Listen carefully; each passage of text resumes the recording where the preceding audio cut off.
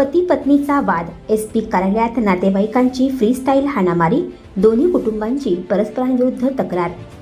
2 वर्षांपूर्वी लग्न झाल्यानंतर पती पत्नीमध्ये वादविवाद होऊ लागले। ते सोडविण्यासाठी महिला दक्षता कक्ष या ठिकाणी पहिल्याच तारखेला पती पत्नी व नातेवाईक आले आणि नंतर जिल्हा पोलीस कार्यालयातच नातेवाईकांमध्ये हाणामारी झाली। यामुळे पोलीस यंत्रणा हादरून गेली। शेवटी दोन्हीकडील मंडळी परस्परांविरुद्ध गुन्हे दाखल करण्यासाठी जिल्हा पोलीस स्टेशनमध्ये आले।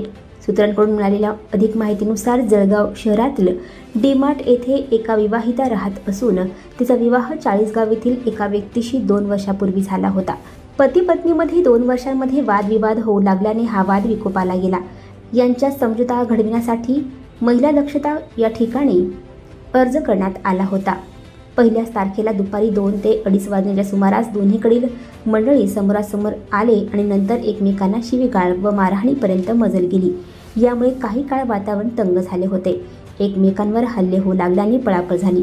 शेवटी पोलिसांनी मध्यस्थी केल्यानंतर मुलाकडील व मुलीकडील मंडळी बाहेर जाऊन थेट जिल्हा पेठ पोलीस स्टेशनमध्ये पोहोचली।